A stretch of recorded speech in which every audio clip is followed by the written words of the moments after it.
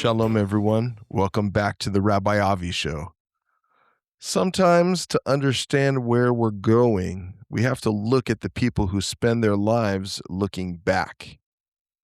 Today's guest is someone who does exactly that, but with a sharp, modern edge. Professor David Graizbord is the director of the Arizona Center for Judaic Studies at the University of Arizona, a world-class historian, and I'm proud to say, a longtime member of my own community at Congregation Bet Shalom in Tucson. David's life is a masterclass in the complexity of Jewish identity. He was born in Boston but raised in Mexico City within an Ashkenazi community that felt the weight of the Shoah, the Holocaust, and the echoes of the Spanish Inquisition much more acutely than many of us in the States. That background turned him into a specialist in the conversos, those Spanish Jews who live secret lives, moving between worlds and switching identities just to survive. Because of that expertise, David sees things in the modern American Jewish experience that many of us miss. He sees the liberal bargain we've made to fit into Western society, and he isn't afraid to ask the tough questions. Are we a religion, a nation, or something else entirely? 12 years ago, I launched a program at our synagogue called the Think Tank. For many years, Professor David Graizbord and Rabbi Dr. Howard Schwartz led this Shabbat afternoon discussion, and it continues until this day. It's a place where we check our egos at the door, and sometimes our ties too, to engage in raw, unvarnished learning. It's a space where we aren't just looking at history as a series of dates, but as a mirror. I wanted to know how he balances these two worlds, the sterile environment of a state university and the organic, sometimes messy heart of a Jewish congregation. I started by asking him how the conversations he has with me and with us at the synagogue differ from the ones he's having with university administrators and his students on campus. Professor David Graizbord, welcome to the Rabbi Avi Show. It's so great to have you here. Thank you so much for having me. How do the conversations that we have at our local synagogue here at Bet Shalom, how do they differ from the ones you're having with university administration or students on campus or even the students that you take to Israel?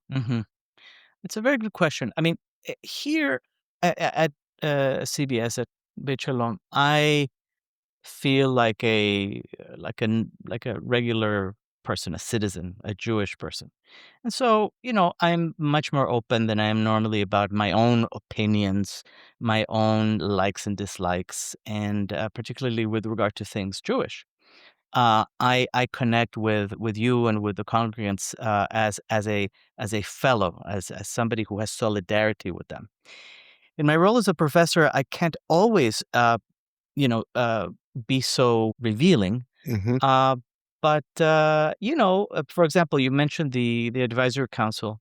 I mean, that's one body in which I do serve as an interested Jewish person on campus. I have to report, for example, what is my experience as a Jew? What are the experiences that my students are having? What do we need as Jewish people on the campus? And so in that sense, there's a little bit, my experience there is closer to that which I have at CBS. You ask about conversations with students. I have to say that the nature of the conversations varies according to them, according to their backgrounds, according to their needs. Most of the time, I have conversations with students about the subject that I'm teaching. Which is great. That's what brings them to me. But sometimes I have to deal with their, let's say, their extracurricular interests, needs, impressions, etc. Some of them come to me as people who are as people who perceive me as a Jewish resource, either because they're Jewish or because they're friendly to Jews or because they have some burning interest in something Jewish, but that isn't necessarily something that I'm teaching. So And they feel comfortable with that, which is nice. Yeah, I mean, I think many students historically have viewed me as a kind of cultural artifact, and that I mean, I understand that that's part of the college experience. Um, there's a there's a very famous and funny skit by Monty Python, uh, which sort of pokes fun at uh, this pattern, right? I mean, it's a silly skit in which an English professor is teaching beginning Italian, and so you can hear in his Italian the English accent. And then when the camera pans away from him and into the audience, into his classroom, you see that the classroom is made up 100% of Italians, Italians from Italy. And so they start asking him questions in fluent Italian, and he can't follow.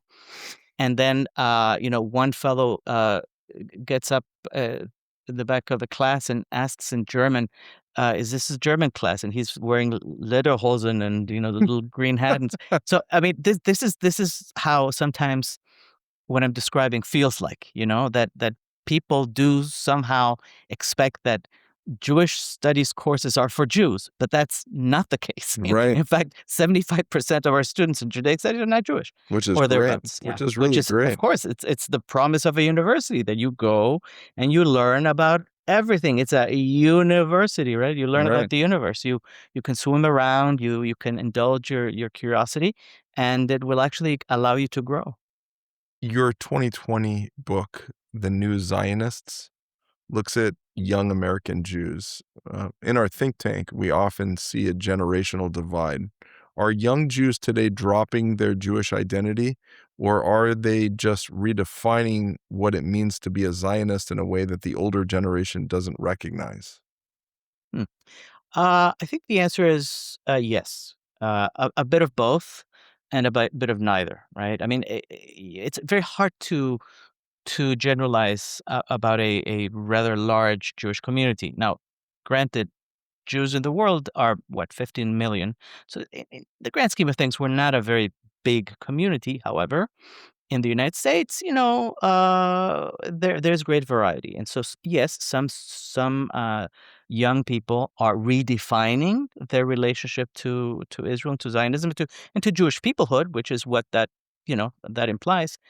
And others are simply dropping it, and that, by the way, is a rather old response. Dropping the Jewish identity, even? Dropping Jewish identity, or at least dropping Jewish identity insofar as it touches on Israel, because they feel that Israel is stigmatized and stigmatizing to them. Do you see more of that, or do you see more of the other? Do you see more of the Personally, I see more of the other, but that may be because of the circles in which I move, right? And I mean, it stands to reason. Most I don't know. I'm not a sociologist, but I would hazard that a vast majority of young American Jews are reared within reasonably proud Jewish homes, even if that doesn't carry a lot of substance. And so, for them to encounter, hatred of Israel when they're young, when they enter college or what have you, or high school, it is of course troubling, but it's not necessarily going to cause them to become unmoored from all of Jewish civilization, right? And so, I mean, there will always be, we were just commenting before we started recording that, we Jews are a tough bunch. We're an Erev Rav, right? A mixed multitude. And so you'll find a lot of radicalism, in all directions, and you'll find a lot of variety. And some of that is healthy, some of that is not. Am Kishe Oref too, don't forget Yes. that. Yeah. Stiff-necked. Right. So you've spent your career studying new Christians or conversos, Hmm. people navigating a world where they had to manage multiple identities. Do you see the modern American Jew as a sort of modern converso, trying to balance their Jewishness with a secular, sometimes hostile outside world? Hmm. It's a very good question. I don't think I've ever provided a definitive answer, uh, but I've posed the question, right? In fact, one of my talks that I did I don't know, maybe 1 or 2 years ago, was entitled something like "Young American Jews Today," uh, the new conversos, right? Uh, I think there is, to go to the heart of your question. I think there is certainly a a a perceived difficulty in handling the weight Jewish of the Jewish heritage in different contexts. So, particularly in contexts in which that heritage is neither acknowledged nor particularly understood, and if it's acknowledged, it's done in a very condescending fashion. So, yeah, I think that many young American Jews feel that they are secretly Jewish, that Mm. their Jewishness is not something that is likely to be understood, that's likely to be properly evaluated, and so they may hide it to a degree, uh, and in some cases this becomes a kind of internalized unease, or it stems from an internalized unease. In other words, to the degree that one is not quite happy, not quite fully informed, not quite enthusiastic about being Jewish, then of course demonstrating that in public space is difficult. Um, I'll give you a silly example. I was walking through campus many years ago, and behind me were a couple of guys, I think probably from some fraternity, or at least they seemed like guys who were sort of in the same social circles. And one of them was loudly complaining about something, sort of in a very whiny way. And the other guy was sort of laughing in a way that conveyed some solidarity with him. And so the complainer was saying something like, what can I do? I'm so forlorn. I'm Jewish," or something like that. And it struck me that he was sort of having difficulty. I mean, even though this was a lighthearted conversation, he was really trying to grapple with this sense that being Jewish means being somehow, number one, funny, number two, um, a bit neurotic, number three, acceptable only as a kind of, as Like again, tolerated or as something? yes, as a kind of a tolerated, gadfly of sorts. I'm here to criticize. I'm here to complain. I don't have my own sort of my two legs to stand on. Other people don't complain. My role is to complain. Look, I don't know if this is true. This is the way I interpreted it. But what I'm saying is that, um, if I complain in earnest. I'm not trying to portray myself as a Jew, right? I have a complaint, and either you follow my complaint or you disagree with it or whatever. But I'm not trying to project any kind of safe Jewish identity in public. And I think many young American Jews, simply by dint of the developmental stage in which they find themselves, may have some difficulty with this because they're trying to find their place in the world, in society writ large, in whatever circles they aspire to fit in with. Has it been exacerbated since 2023? Yes, in many ways, especially for those who regard themselves as those young American Jews who regard themselves as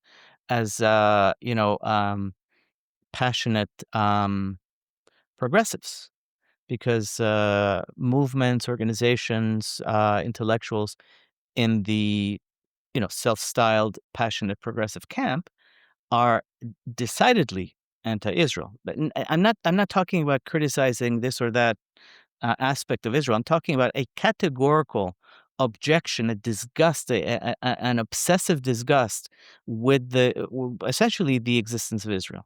Although many of the self-styled critics don't acknowledge this, they are not complaining about details. They are absorbing and spewing a whole series of almost medieval uh, libels that form part of a kind of an image of Jews and Jewish sovereignty as monstrous.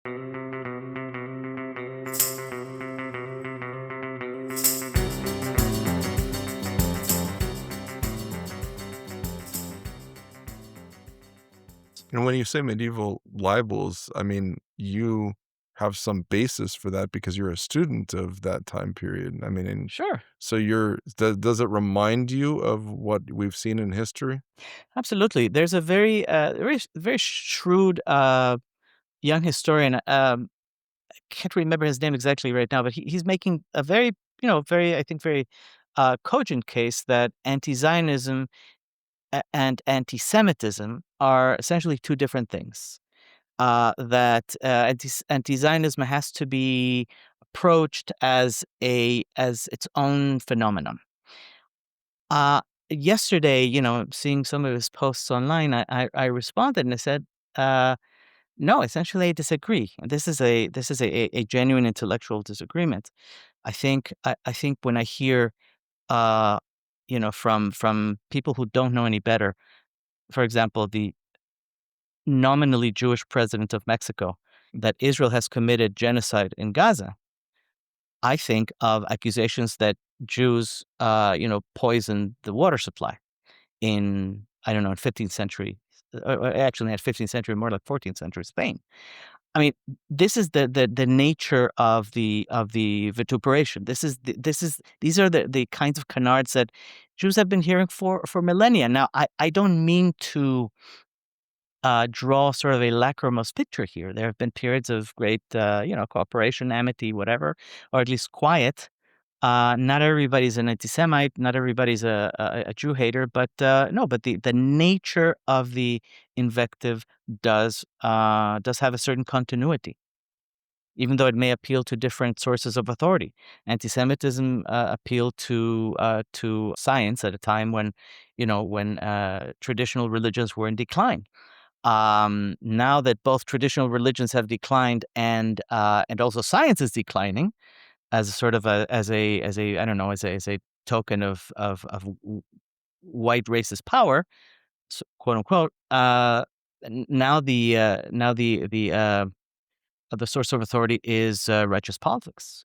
So what's righteous politics? Well, righteous politics are those which are in the view of many progressives, it's anti-racist, anti-colonialist, and so on, and so on. So, to the degree that these self-same people apply that model to reality, they paint uh, Jewish cultural and political sovereignty as a white evil. And what about you mentioned the nominally Jewish president of Mexico? Mhm. Um, how what role do Jews such as she what role do we have in the almost demise of our own people? Or I don't know if that's too heavy-handed of a question, but I mean, what factor is it coming from our own people, Yeah. this kind of negativity? What role do we have Yeah. in Do Oh, we see a lot of it coming from even Jews? We see celebrities speaking out mhm, and coming out decidedly anti-Israel, and mhm, mhm, that's the thing to yeah, do, and then they add their voices, then it's like it leaves the rest of us who actually have a clue, right. really beside ourselves. Sure, sure. So, I mean, you've partly answered the question, right? What is our role? Well, we suffer from it because we see people who don't know any better and who are really just trying to save their own skins, act in ways that are contrary to what you might call a fundamental or healthy Jewish solidarity, or at least humility. Knowing what you don't know is as important as knowing what you do know.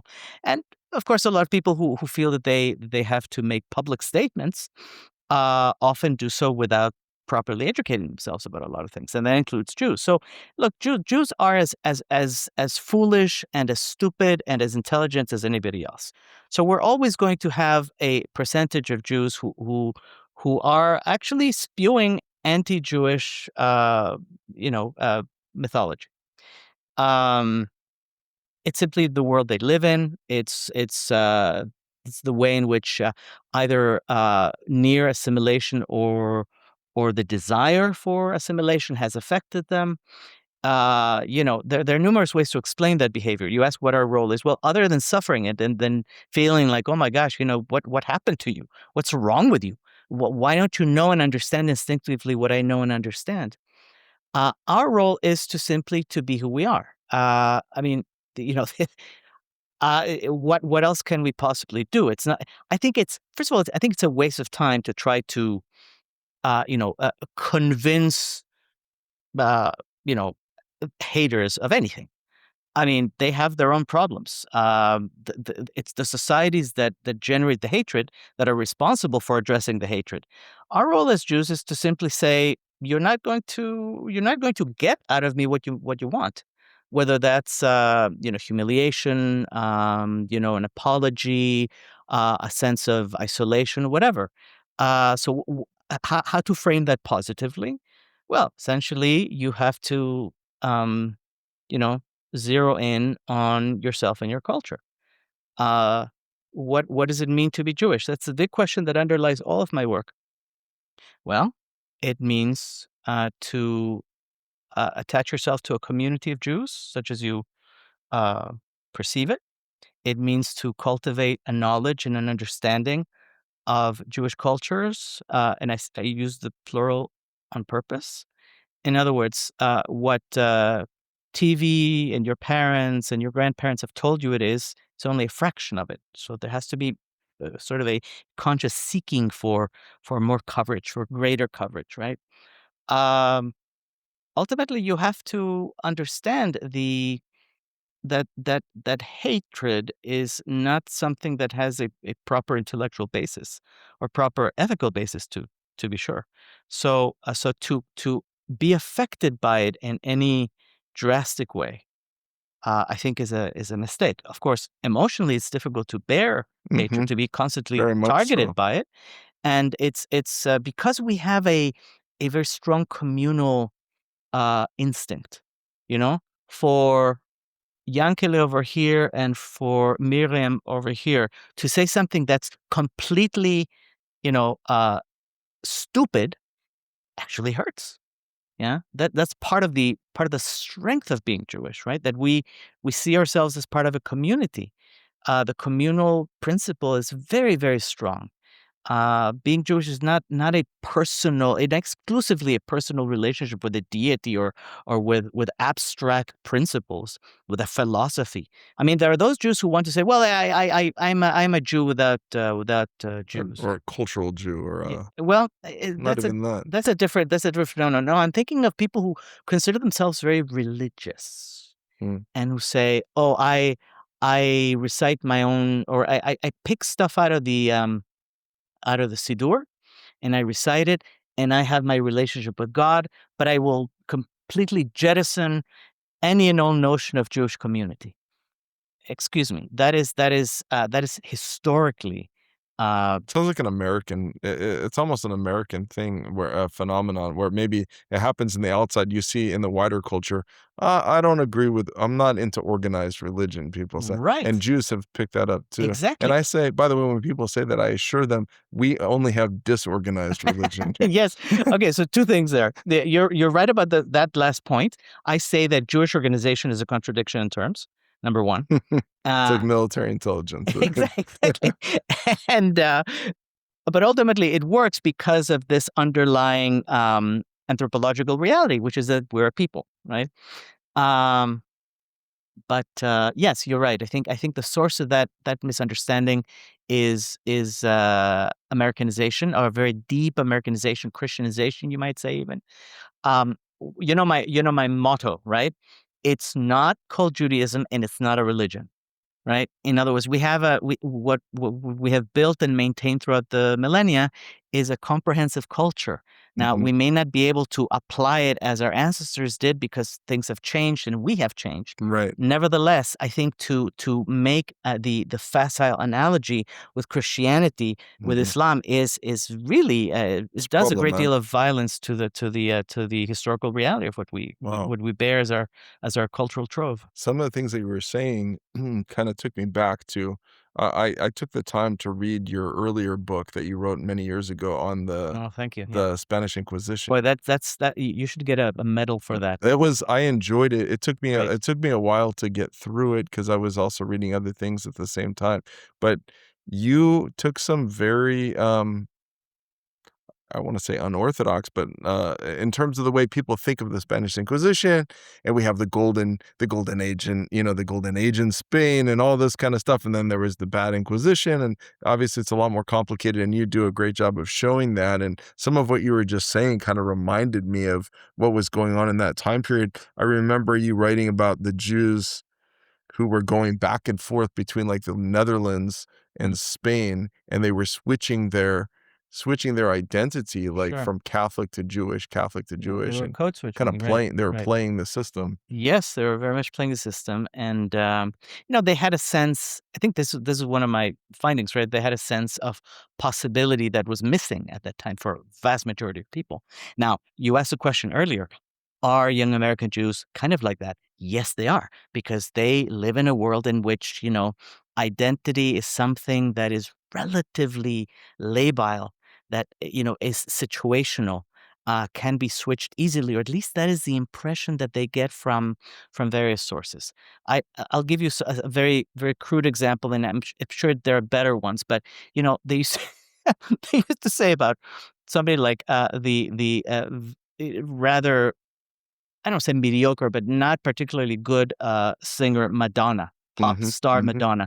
Oh, she changed her makeup and her clothes. She has reinvented herself. There is that sort of that horse's mouth sort of popular wisdom that you can really change yourself. That in the United States you can be anybody. Um, okay. I mean, I'm sorry, but it's not so simple. I mean, I had a yeah. conversation with Oleg Cohen recently, Uh-huh. on the podcast here, and he was talking about even in the Soviet Union, people were changing their names just like they did and do in America, American Jews, even my family name, many names, to sound less ethnic, less Mhm. Jewish. It's like you can change your names, and they used to say this in Russia, you can change your name, but you can't change your face. Mhm. Or you might change your name, but people still know who your father was. Like he didn't, Y not y every, your grandfather didn't change his name. Yeah, yeah. So it's like, how much can we really fool Yeah. ourselves? So I mean, you raise a very interesting point that I think marks an important difference between the Soviet Union and the United States. Uh, in the Soviet Union, there was at least the fantasy, the state-sponsored fantasy, that ethnicities and religions were going to wither away and be supplanted by a sort of perfect communism. Mhm, That the state could tolerate nationalities for a while, and therefore have a federation of Soviet republics, but eventually this would all fall by the wayside, and that's what the party was for, to Sovietize the populations. And as in, and I again, I don't mean to make these historical jumps, but as in 15th century Spain, what happened was that the Soviet officialdom tried to swallow in Jews, explicitly destroyed Jewish culture, attachments to tradition, to Zionist organizations, etc., but then couldn't digest the people that it wanted to Sovietize. mhm, So, I'm sure your interlocutor remembers bearing an internal passport that says Yivrei. Yeah. mhm, In other words, you will never escape that, and people will treat you as other, and will treat you as a especially problematic case because they know who you are, despite the fact that they've incinerated your culture. And so, a lot of Jews from the Soviet Union, if they're lucky enough to escape, if they were lucky enough to escape while the Soviet Union was still on foot, mhm, um, you know, uh, uh, you know, uh, took the opposite route. They tried to fill in the gaps. I remember when I was a student in Hebrew University, and I was taking a class on precisely a Russian and Soviet Jewry. And one day I turned around, and behind me was sitting Yosif Begun, one of the most important refuseniks whom you will remember. And a couple of friends and I asked him, "So why are you here? I mean, you're a protagonist of this story." And he said, "Well, because in my country, I wasn't ever taught this. My parents couldn't teach it to me. mm. My certainly my society looked down upon anything that might smack of Jewish education." So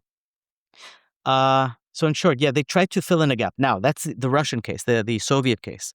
The American case is different because here there's an actually much more. There has been at least a much more credible um, contention, which is that you can really, really fit in. Yeah, that unlike in Europe, we're not going to do pogroms.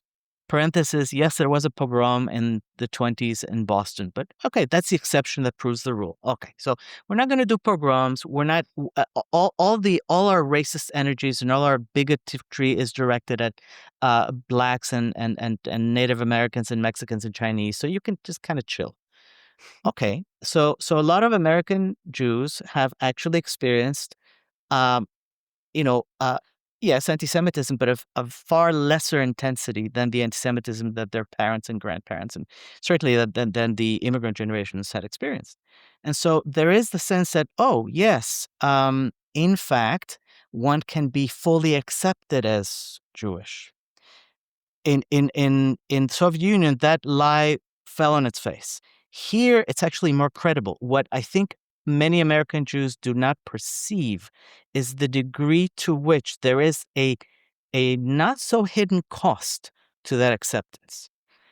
Many ways, I think American Jews have accepted what I've called in different contexts the liberal bargain.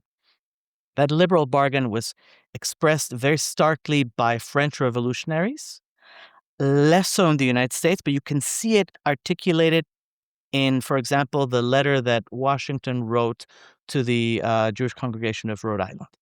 And what is that bargain? You'll be fine here. We're going to take care of you. Okay.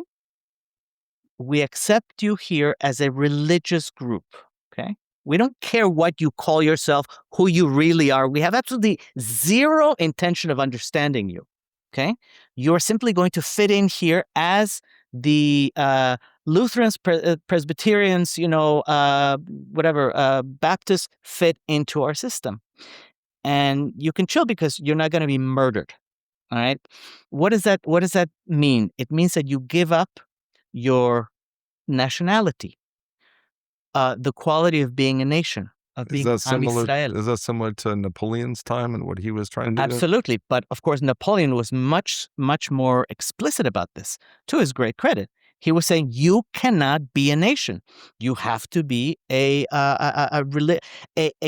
social group of ethnic Frenchmen with a private, conviction, with private convictions that pertain to God and certain, sort of private behaviors, like what kind of I was going to joke, what kind of bacon you eat, Right. so forth. So yeah, and I think because look, in France you have what's called laïcisme, right? The very strong state ideology, which according to which one cannot demonstrate one's traditions, one's religious traditions, especially in public space. Unless you're a Muslim. They have difficulty with Muslims, right? Because they ban the headscarves. They harass women if they don't wear bikinis. Anyway, but in France it's very stark. In the United States it isn't, because the separation of church and state, as it's known, is a rather more benign kind. In other words, the state doesn't infringe upon religious communities. Great. Okay. The problem You have is to that read the fine print there. that's right. You have to to read the fine print. You have to understand that you're being asked to regard yourself as a religious community analogous to Christians, which is false. And that's why so many, fantastic works on American Jewish history and sociology and anthropology have pointed out that in many ways, religion, quote, has been and here I'm quoting one of the famous sociologists, Charles Siebman, said, religion is the facade, right, for what is essentially experienced in Jewish communal life as ethnicity.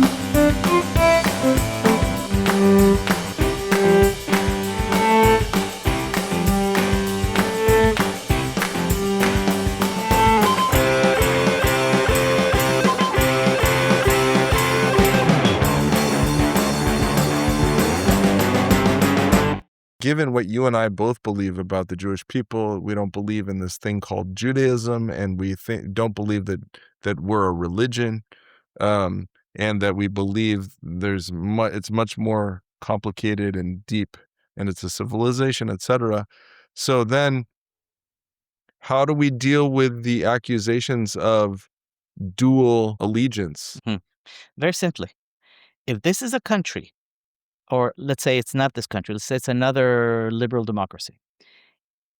If a country is truly liberal, it allows for freedom of conscience.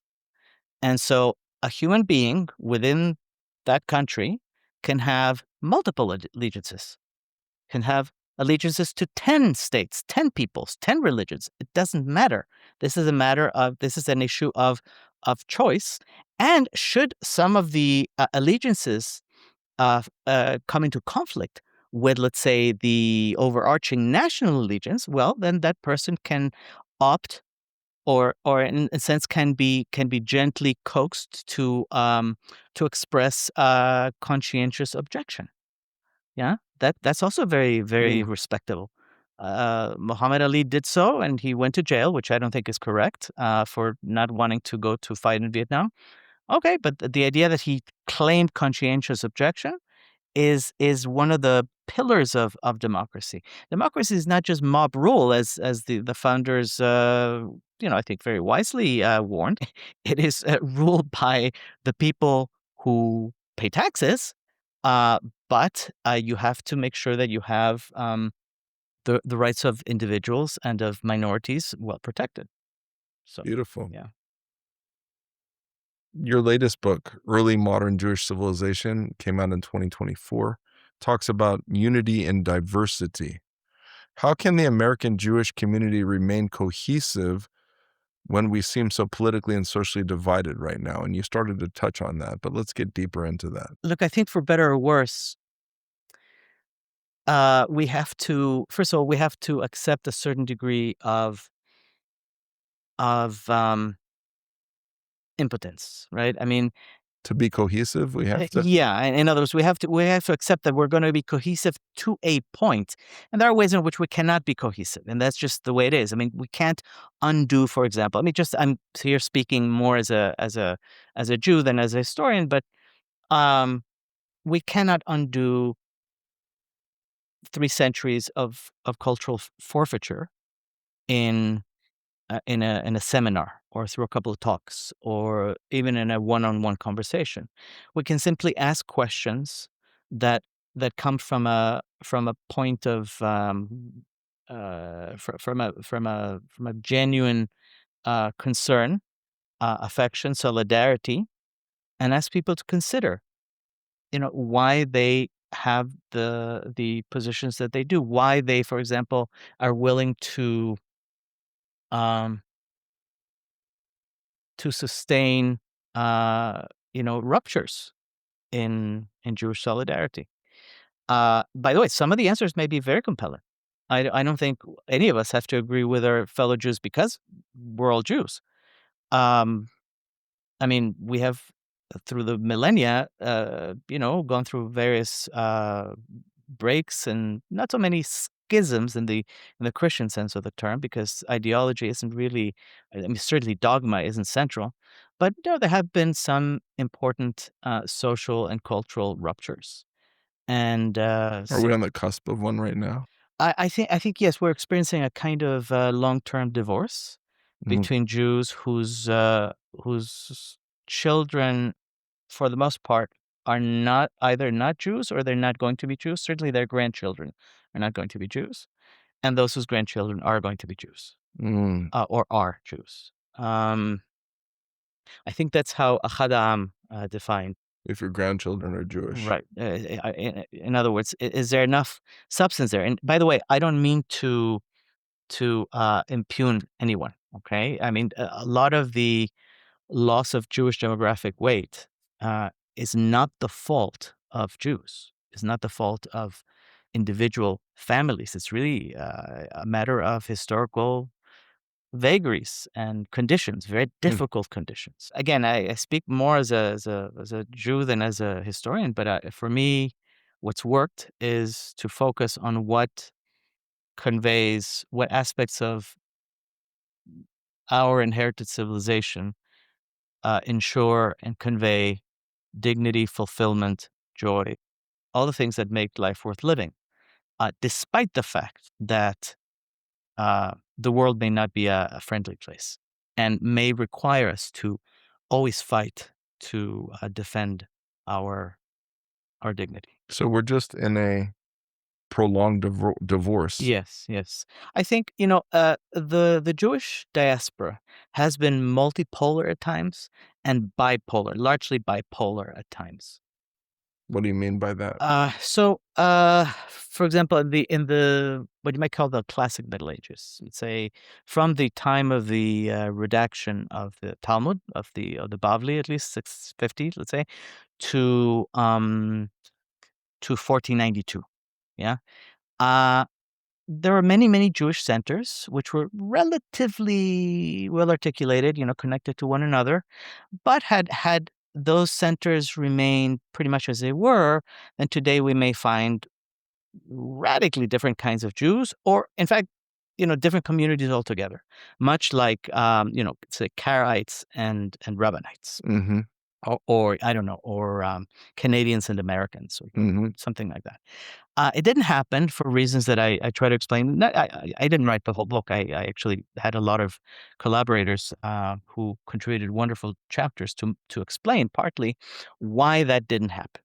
Right. So, for example, in late antiquity, there was what I would call a bipolar Jewish world. There was Jerusalem and there was Alexandria, or later still there was Jerusalem and Babel, or before and afterwards there's Jerusalem, Babel. Okay, today there is, for example, there is Jerusalem and Tel Aviv and New York, right? Demographically, culturally, and in other ways. What's happening in New York? New York has now a mayor who is comparable to Karl Lueger, the anti-Semitic mayor of Vienna in the late 19th century, early 20th century. The fellow with whom Hitler fell in love as a political model, right? So this current mayor of New York, he is in the quote unquote most Jewish city in the world. It's really not, but I digress. And he is explicitly an enemy of Jewish self-determination. Yeah? He cannot bring himself to condemn people who attack synagogues. It's that bad. Mm-hmm. Okay. So I'm sure that some Jews will realize what a mess the diaspora is and will try to bring themselves closer to those Jews who are not so afraid of anti Semitism. The, the Jews of whom anti Semites are afraid, namely Israelis. And there are those who, like many people we know, who will simply, rationalize their gradual distancing, the remoteness between themselves and the remoteness of other Jews, right? And I can think of a former U of A student who, voted for Mondani, and she explains it to herself as a wonderful, sort of as a responsible civic choice and so forth. Well, this is a proud Jew, by the way. And The road to hell is paved with good intentions. with very good intentions. And you certainly, I certainly don't make all good choices, but I'd like to think that I have a little bit more of a historical consciousness that can allow me to see, to spot the problems in Mamdani than this young woman. So, I mean, the question is whether some of the tinukot shenishbu are going to be salvageable or not, but it's going to be relatively few. Again, the overall picture is one of prolonged divorce. Um, Hmm. not to catastrophize, it is a shame, but the truth is that we have seen in history much more loss than we have seen gain. I mean, the Rabbanim, Chazal, meditate on this, and not on any kind of true historical basis. They weren't there making accounts of who did what, right? But they basically said, okay, so the people who returned to Babylon were 20%. Yeah. And by the same token, I mean, there's a The return from Babylon, you yeah, mean? the returnees from Babylon were 20%, and the rest stayed, and many of them became something other than Am Israel, I suppose. So that may yet happen, but as usual, it's not so much a matter of numbers with which we can never compete. It's a matter of quality, Hmm. and I trust that we've got it. We've got game. That's giving me food for thought because I haven't bought into the thinning of the herd. Hmm. So I'm gonna digest that, but I want to switch Okay, gears here. I want to switch gears. but look, ultimately, okay. So some people are very fond of the fantasy that God loves the Jews, therefore the Jews cannot be exterminated, cannot wither away. Okay, uh, that that fantasy may or may not be accurate. What I've concluded, again, more as a Jew than as a historian, is that ultimately what one has to fight for is a certain degree of dignity in what and who one is. Mm. If fighting for the herd to keep as much of the herd as possible is what gets Avi going in the morning, Not that's what not that's not what in, but but it's significant enough to you But that it's you would not in do it. that way. It's more of me trying to go after these, if we think of them in the herd analogy, Yeah. that these in the herd of cattle, or I hate to use that analogy for Jews, Animalize. but Yeah, yeah, okay, if you have this group of whatever it is, and there's these individuals that are kind of, yeah. they're just kinda going off into the Right, distance, right. and it's more like kiruv is what I'm talking Uh-huh, about, uh-huh. and trying my job, I think that it's just that the kippah that I wear is to try Yeah, to, um, to bring them to closer. Yeah, minimize yeah, the ones who are falling off. yeah. Not that we can, Right. do something radical where we can just save them all, Sure, sure, but, like, one at a time, I don't wanna sure. write them off, so but I think you're right to look you're looking more on the macro level, you're saying, "Here's what's happening." Precisely, precisely. I would never impugn the idea that a person cannot learn and should not learn. I will go up to people who I know are, you know, hateful towards Jews, not in any kind of vicious way, but and I will definitely try to teach them. I mean, I'm an instructor, not just a historian. I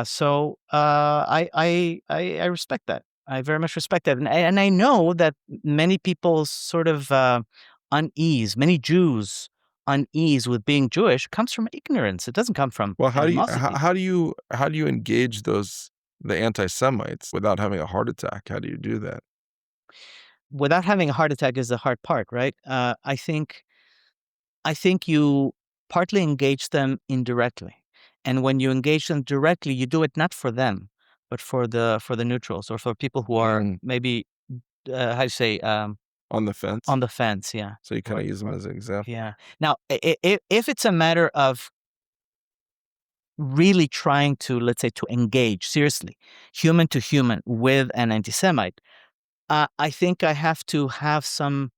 I haven't thought about this truly, but I think I probably proceed from a sense that there is some hope there somewhere. In other words, that the hatred is something that's learned. It's not necessarily digested. Hasn't It's not, compromised the person. or is it, digested with the mother's milk, you know? Yeah, yeah. Although I mean, It's still learned, I guess. it's learned, yes, and I mean, I don't think that is quite as predictable as that. There are some people who are born into very loving Jewish families, knowledgeable Jewish families, and who, for whatever reasons, become disenchanted Oh, so with you're being talking about the Jewish. Jewish anti-Semites. Right, right. No, that's one example. Now, by the same token, there are people who are born into very, very healthy Gentile families, and they absorb anti-Jewish. The thing about anti-Jewish hatred is that it is a very flexible virus, and Mm, so none of us are completely immune from all its variants. It's kind of like a superbug, right? mm. And it doesn't mean that we cannot recognize it. We cannot point to its presence in a healthy body. And say, "Hey, look, you're sick." I think that has, if not a personal benefit to the person who's infected. It certainly has a kind of an overarching social benefit, right? Because if you're pointing out the illness publicly, you're saying to others, hey, this is how it works. If you start to think like this, you will at least think twice about it, You teach the history of anti-Jewish hatred. Is what we are seeing in 2026 on social media and on campuses a brand new anti-Semitism, or is it just the 17th century Spanish Inquisition with a Wi-Fi connection? Uh, so the answer, as so often is the case, is yes. So we're talking about Yes and yes. an old virus that has mutated and therefore has acquired different structures of justification, different rhetorical flourishes, and so forth. But it's remarkable the degree to which some of the fundamental, I actually fundamental is not the word. Some of the uh, principal epidemiological characteristics are there. We mentioned earlier the canard that Jews are misanthropic, that they plot to bring society down, or at least to massacre large numbers of people. That's been there for a while. It's been there since pre-Christian times, for crying out loud. I mean, this is it's in the nature of human irrational hatreds, to demonize a designated group so thoroughly that that the fundamental, again, not a word I like, but the fundamental, let's say, maybe I should use the word, the original thrust is there.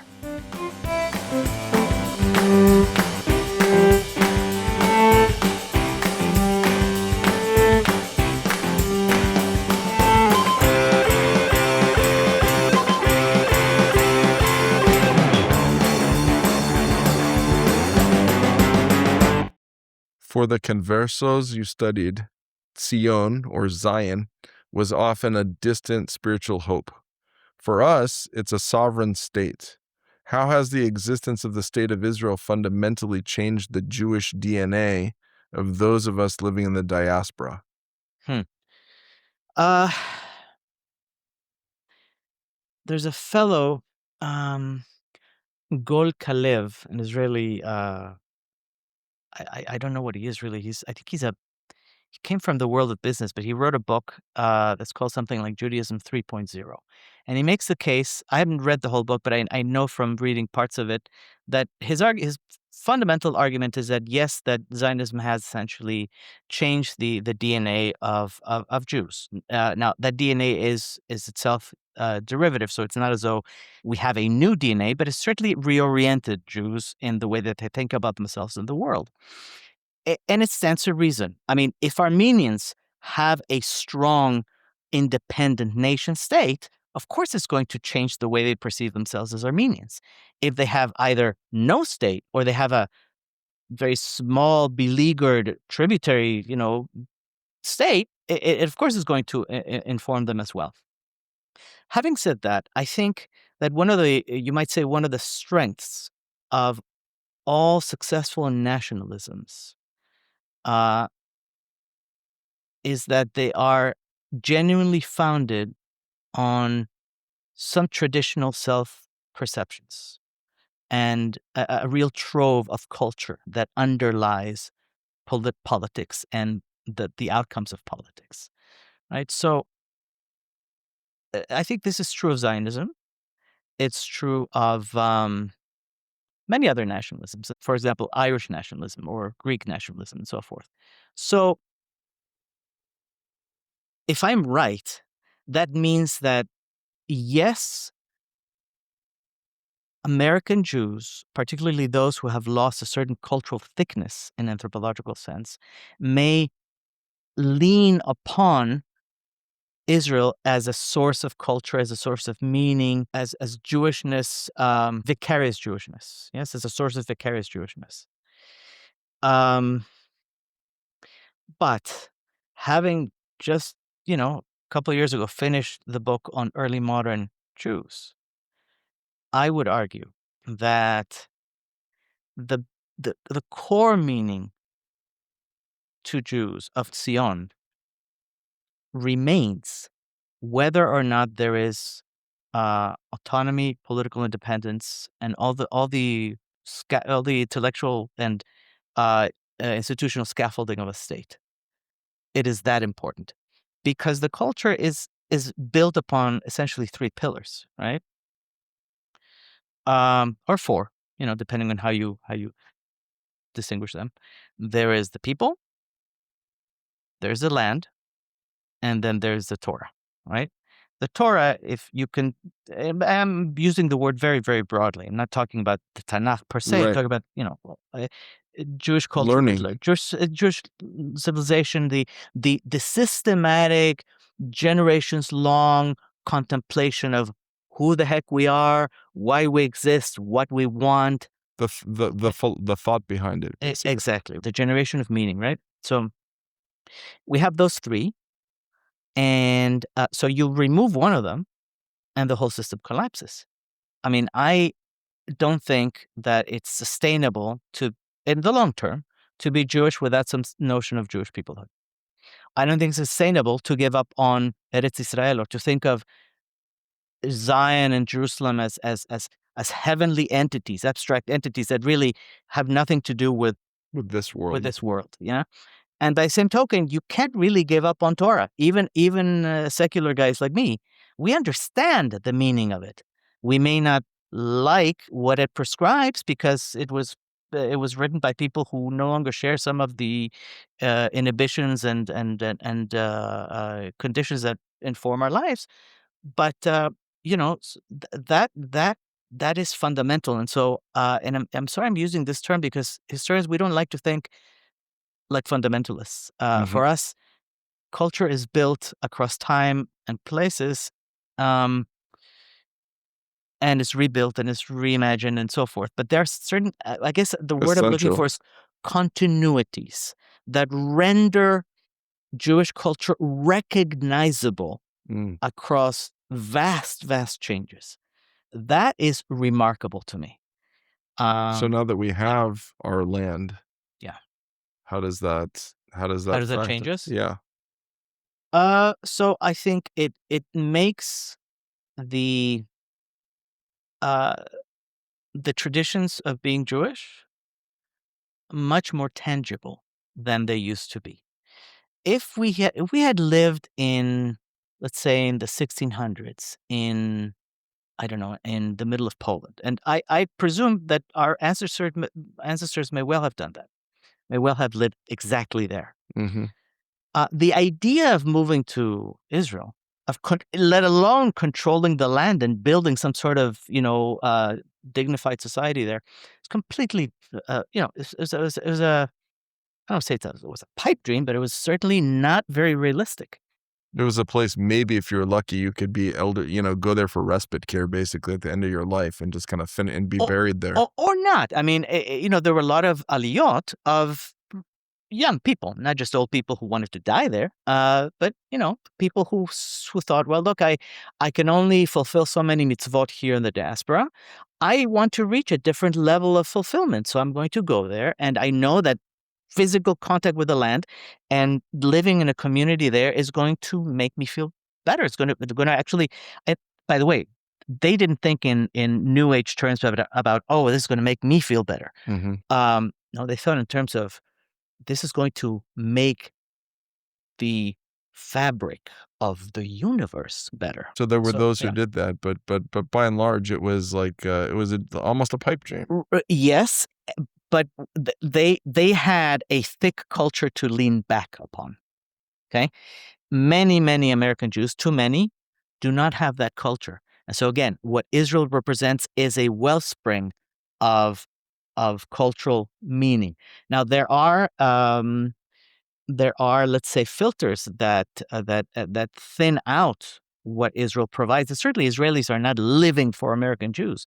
They don't propose themselves, okay, how can we help our cousins who are feeling forlorn? No, I mean, Israelis just live for themselves and they eat borekas and whatever. They're all, they go on with their lives. Yeah, they go on with their lives. Spend a year in India and that's it. Exactly. They have plenty of problems to worry about. Right. The point, though, is that they are producing. I mean, just think, for example, the unbelievable range of music and film that has come out of Israel the last 2 decades. Hmm. I remember, seeing Israeli film, listening to Israeli music in the 1980s. A lot of it was really, it just felt Yeah, truly it was very folky, but not that impressive. primitive, Yeah. schmaltzy, whatever. Now, I mean, the writing on some of the some of the Israeli TV series that my wife and I happen to see is fantastic. The acting is top notch. Yeah. It's complex. It's not rosy. It's not hyper patriotic. It's not. It's realistic. It's very realistic, and it's it bears with it all the weight of being an Israeli today. So it feels like we've maybe in Israel, on the one hand, it feels like they've arrived on many levels, technologically, Yes. culturally. Yeah, I mean, you invited me here as a professor, and I'm sounding more like some sort of I don't know, some sort of quasi rabbinical figure, right? Which is a problem in as much as that's not who I am professionally, but I am at Bet Shalom, so it comes naturally. See, um, so what I was going to say is the following: to take what you said a step further, Israelis are fundamentally free in a way that American Jews are not fundamentally free. Mm, Okay, and again, I go back to fundamentally free in a way that is continuously observable despite changes in time and place. Okay, that's what I mean. Um, Now, Israelis are enslaved by many, many conditions and their own failures and so forth, as are American Jews. What Israelis don't have is the need to constantly justify themselves in relation to their neighbors. They're not busy worrying, oh shoot, how are we going to deal with Candace Owens, who was one of these, I don't know. This is a silly example, but who was one of these sort of fundamentalist supporters of Israel, and now has turned into a crazy, a crazy recycler of the word, 19th century right. anti-Semitic canards. Okay, so as I keep saying, who in the Jewish world doesn't worry about anti-Semitism? Who isn't obsessed about, oh, how are we going to fight anti-Semitism? Well, Israelis. You might say this is a failure because, hey, maybe they ought to invest in public diplomacy a little bit more Right. or and whatever, but that's fine. Israeli soldiers don't worry about anti-Semitism. The anti-Semites worry about the Israeli soldiers. It's a sea change. That is a kind of freedom that we do not have here. Mm. When Israeli soldiers go on the defense or go on the assault, the other guys say, "God, pardon me, God damn it, here come the Jews. They're gonna And whip that's what they us." say. And that's what they say. Everyone who's listening, they say the Jews. They don't say the Israelis. Oh, They okay, say the no, they say Al Jews. Yahud, Al Yahud. Yeah. This is exactly what they say. And to make that statement possible took um, gallons upon gallons of blood, sweat, sacrifice. Like, it really, it is a tremendous change from one generation to the next, from the life of my grandparents in Lithuania to today. It is unbelievable. In that sense, Israelis can count on that certainty that they have undergone that change, that their parents, grandparents, great grandparents, going back to the 1800s, conducted the sacrifices, subjected themselves to sorrow in order to allow them to be free in a way that American Jews, successful and proud and creative though they are not free. Well said. I want to go to a speed round. You've seen the darkest chapters of our history, the Inquisition, the expulsions, of course, the Holocaust. After looking at all that, are you an optimist or a pessimist regarding the future of Jews in America? I'm a pessimist with regard to the future of Jews in America. I'm an optimist with regard to the future of Jews. If you had 60 seconds to address a room full of non-Jews, and maybe you do sometimes, who are confused about why Israel matters so much to our identity, what would you say? It's like al regel achad. Okay, I would say Al Regel Echad is not my favorite model. So let me do this. What do you guys love and why? And so on the basis of the answers, I would draw analogies, and I would use the language that they give me to express the way that Jews feel, that Jews who care about Israel feel about Israel, or about Jewish culture, or about whatever comes up. Yeah. Professor David Graizbord, you are a blessing, whether you want to be known that way or not, but you are, in fact, a blessing to Am Yisrael, to Klal Yisrael, to the Jewish people. You're making a big impact on our people, and not just our people, on all people. I pray that you will continue to have the strength to do exactly what you're doing right now and to do much more. Thank you for gracing us on the Rabbi Avi Show. Wow. Thank you so much for having me. Thank you for those wonderful words. My mother will be writing you a check shortly. Every time I sit down with David, I walk away with a dozen new questions and a much deeper appreciation for the stiff-necked persistence of our people. It's easy to get lost in the headlines of today, but as David reminds us, we are part of a story that spans millennia and continents. Whether it's the conversos of 17th century Spain or a student on campus in 2026, the challenge remains the same. How do we live with dignity? How do we protect our heritage? And how do we refuse to let the outside world define who we are? I want to thank Professor David Graizbord for his time, his brilliance, and for always keeping it real, unplugged, untucked, and unapologetically Jewish. If you enjoyed this deep dive, please subscribe to the Rabbi Avi Show. If you want to support the work we're doing here, head over to patreon.com/horizontal media. Your work helps to keep these disorganized but vital conversations going. I'm Rabbi Avi Alpert. Thanks for listening, and may we all find the strength to be a little more fundamental about our joy and our history. Until next time.